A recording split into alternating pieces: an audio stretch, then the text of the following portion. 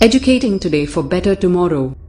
स्वागत है आप सभी लोगों का। और जैसा कि आपको थंबनेल भी दिख रहा होगा कि आज मैं टेस्ट सीरीज के बारे में बात करने वाला हूं। इससे पहले मैंने कई बार टेस्ट सीरीज के बारे में डिस्कशन किया था, बट आपके एग्जाम के बारे में अनसर्टेनिटी थी, तो इसलिए टेस्ट सीरीज जो कंडक्ट नहीं हो पाई। और मेरी प्लानिंग भी थी कि थोड़ा सा अलग अलग तरीकों से क्वेश्चंस बनाए जाए, मतलब दूसरे दूसरे लोग भी क्वेश्चन बनाए, ताकि जो बहुत सारे डायमेंशंस होती हैं क्वेश्चंस बनने की वो कवर हो जाए।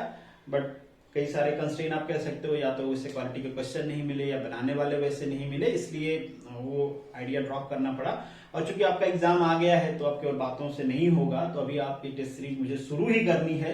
तो मैं ही जो क्वेश्चन बना रहा हूँ वही आपको टेस्ट सीरीज में मिलने वाले हैं आगे। अब यही सब हम यहाँ पे डिस्कस करेंगे। वीडियो बनाने की जरूरत भी यही थी कि टेस्ट सीरीज का प्रोसेस कैसे होगा, कहाँ पे आपको लिंक मिलेगा, कितने टाइम के लिए आपको लिंक मिलेगा, रैंकिंग कैसे आपको बना के दिया जाएगा, इन सारी चीजों को मैं वन बाय वन डिस्कस करूंगा आपसे। सबसे पहले एक चीज मैं आपको बता देता हूं कि ये जो टेस्ट सीरीज होगी, सबसे पहले अगर हम बात करें तो जीपीएससी के लिए तो ये है ही है, डेफिनेटली उसी फॉर्मेट भी होगी। दूसरा, अगर कोई स्टूडेंट है जो एमपीएससी आरटीओ मतलब एएमबीआई की एमपीएससी में पोस्ट अप्लाई किया है, तो ये उसके लिए भी है, काफी इंपॉर्टेंट है, आपके सिलेबस का पार्ट है। थर्ड वन, अगर आप बीपीएससी आरटीओ की प्रिपरेशन कर रहे हो, वहां पे भी एएमबीआई की पोस्ट है, तो बीपीएससी की जो प्रिपरेशन कर रहे स्टूडेंट, ये उनके लिए भी है। आपका एग्जाम पोस्टपोन हुआ है, आप इसका एडवांटेज लेना, ठीक है। आपको पता भी चलेगा कि आप कितना प्रैक्टिस किए हो। इसके साथ साथ फोर्थ नंबर पे सबसे बाद में इनकी वैकेंसी आई थी यूपीपीएससी आरआई की। हालांकि अभी ये दो एग्जाम्स की, इसका एग्जाम था पोस्टपोन हो गया, इन दोनों एग्जाम्स की अभी डेट नहीं आई हुई है, बट फिर भी आप इसको कोशिश करना सिलेबस को रिवाइज करके। और मेरे वीडियो बनाने का मकसद ये भी है, और आपको ये 3-4 दिन का जो गैप दे रहा हूं मैं, वो इसीलिए दे रहा हूं ताकि आपको ये फीलिंग ना रहे कि यार इससे पहले तो मैंने सब कुछ पढ़ा था, ये रिवाइज नहीं कर पाया, इसलिए क्वेश्चन सही नहीं हो रहे हैं, और आपको आपका सेल्फ इवेल्युएशन भी खराब होगा। और मेरा जो इवेल्युएशन है, मैं भी ये देखना चाह रहा हूं, ये काफी इंटरेस्टिंग होगा कि पहली बार ये आपके सिलेबस में आया है। क्वेश्चन बहुत ज्यादा मिलते नहीं है, क्वेश्चन की डेफिशिएंसी, आपको ऑनलाइन भी क्वेश्चंस नहीं मिलेंगे। तो मुझे भी ये देखना है कि आप में से कितने लोग कितने अच्छे परफॉर्म कर रहे हैं, किनके मार्क्स कैसे आ रहे हैं। और चूंकि मेरे पास भी एक रिकॉर्ड रहेगा, तो हम ये देख पाएंगे कि जो फाइनल एग्जाम्स हुआ उसमें आपकी इंप्रूवमेंट हुई, क्वेश्चन का लेवल वहां कैसा था, किसने कैसा किया, किसने टेस्ट सीरीज में कैसा किया था, ये सारी एक एनालिसिस रहेगी मेरे पास भी। और ये एनालिसिस बन पाए, इसीलिए आपको स्टार्टिंग में जब आप लिंक जो आपको मिलेगा, अगर आप वो लिंक ओपन करोगे तो वहां पे स्टार्टिंग में कुछ मैंडेटरी आपको चीजें फिलअप करनी होगी, तभी आगे आप बढ़ पाओगे। तो आप फिलअप कर देना, जैसे आपका नाम क्या है, मोबाइल नंबर क्या है आपका, आपकी ईमेल आईडी क्या है, और आप कहां से बिलोंग करते हैं, किस स्टेट से बिलोंग करते हैं, ताकि काफी सारे स्टेट्स के लोग हैं जिनके एग्जाम्स न भी होंगे, अगर वो लोग भी अटेंड करना चाहते हैं तो जरूर करें। किसी भी टाइप के जहां पे एक्ट एंड रूल आपके सिलेबस में है, motor vehicle act and rule, वो आपको फायदा करेगा ही करेगा।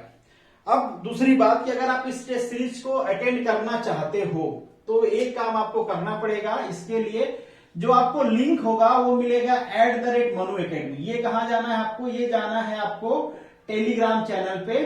टेलीग्राम चैनल पे आपको सर्च करना है @मनु एकेडमी। मैक्सिमम लोग वैसे तो ज्वाइन होंगे, अगर कोई ज्वाइन नहीं है तो आप टेलीग्राम पे जाइए, @मनु एकेडमी सर्च कर लीजिए, ज्वाइन हो जाइए, क्योंकि वहीं पे लिंक भी मिलेगा। और इसका जो डेट और टाइम है वो भी मैं वहीं पे फिक्स करूंगा।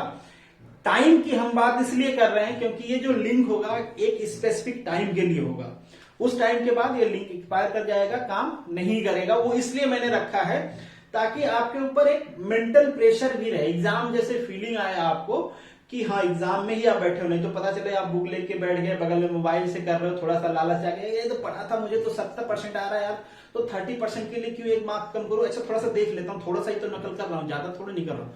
तो इन सारी चीजों से बचने के लिए, ताकि जो इवेल्युएशन हो और आपका जो इवेल्युएशन हो खुद से सेल्फ इवेल्युएशन, वो भी प्रॉपर हो, इसीलिए इसका एक पर्टिकुलर टाइम रहेगा। उसी टाइम के बीच में लिंक वर्क करेगा, उसके बाद वो वर्क नहीं करेगा। और ये टाइम और डेट मैं आपको टेलीग्राम पे बता दूंगा कि ये कब से कब चलने वाला है, और आपसे कम्युनिकेट करके बताऊंगा जो भी आपके लिए पर्टिकुलर टाइम रहेगा, जिस भी दिन आप होगे, जितना मैक्सिमम लोग जिस टाइम और डेट को सिलेक्ट करेंगे उस दिन हम इसको कर लेंगे। नेक्स्ट जो चीज है वो कि इसके लिए आपको कोई कॉस्ट नहीं देना है, कुछ पे नहीं करना है, बिल्कुल ये आपके ऊपर एहसान नहीं है, ठीक है। और एक बात और कि एहसान नहीं है, इसका मतलब ये भी नहीं है कि जो चीज फ्री में मिले उसकी कुछ वैल्यू नहीं हो, ठीक है।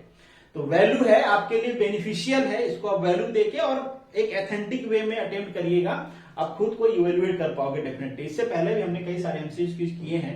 यहाँ पे जो मैंने एमसीक्यू ऐड किया है उसमें हो सकता है थोड़ा बहुत किसी में मॉडिफिकेशन हो।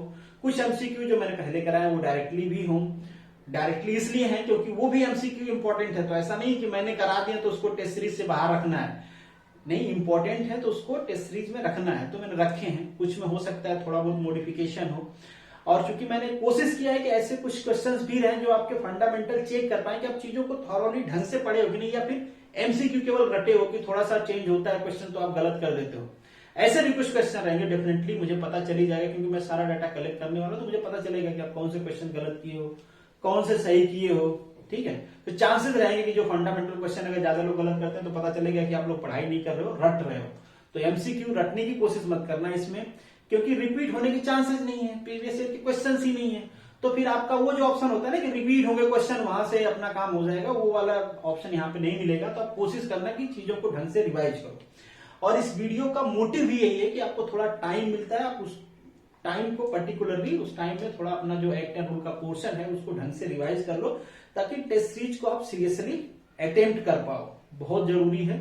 और बहुत सारे लोग और जगह भी ज्वाइन किए होंगे तो अच्छी बात है, कोई वो नहीं है, आपको ज्वाइन करना चाहिए। मैंने पहले भी कई बार कहा है कि टेस्ट सीरीज इंपॉर्टेंट होती है, इससे 2-3 फायदे होते हैं। एक तो आपको एग्जाम का प्रेशर कैसे बियर करना है, सबसे इंपॉर्टेंट चीज, टाइम कैसे मैनेज करना है वो, और आप खुद को इवेल्युएट भी कर पा रहे हो कि भाई कहाँ पे आपसे क्या गलती हो रही है, उसको कैसे सुधारना है, ये बहुत जरूरी होता है। आपने देखे भी होंगे यार कि जो आईएएस टॉपर होती हैं वो भी मॉक इंटरव्यू देते हैं। क्या जरूरत है उनको मॉक इंटरव्यू देने की? भाई बंदे में टैलेंट तो है, मेंस दिया है, अच्छा कैसा गया उसको पता है, प्रीलिम दिया है कैसा गया पता है, जीएस कितने सारे पेपर दिए हैं, फिर भी 2-3 जगह मॉक इंटरव्यू देते हैं ताकि गलतियां पता चलती हैं। तो कभी ओवर कॉन्फिडेंस में ना आओ, आप टेस्ट अटेम्प्ट करो। और इस टेस्ट सीरीज के बाद जैसे मैं और क्वेश्चंस बना लूंगा, आपको दूसरी टेस्ट सीरीज भी मिलेगी, उसी फॉर्मेट मिलेगी जैसे हम ये वाली पहली वाली करेंगे।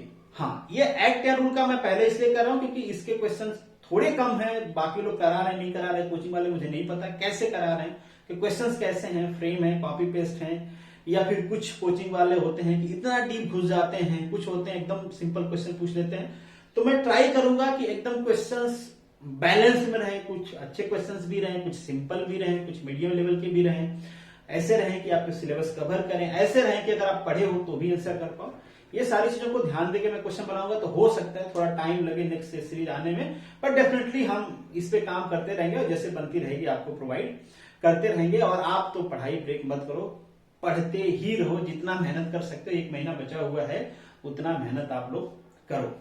और जाते जाते एक छोटी सी कहानी मैं आपसे शेयर करना चाहूंगा कि एक बार क्या हुआ, मंदिर बन रहा था कहीं पे, ढेर सारी मूर्तियां लगानी थी, उसके लिए पत्थर बनवाए गए।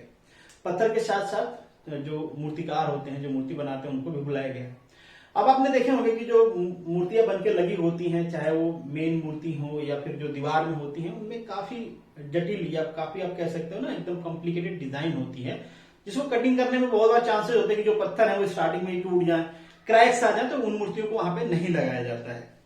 और जो मूर्ति काफी मेहनत के बाद बनती है उनको लगाया जाता है, लोगों की आस्था है, पूजा करते हैं, दूर दूर से दर्शन करने आते हैं।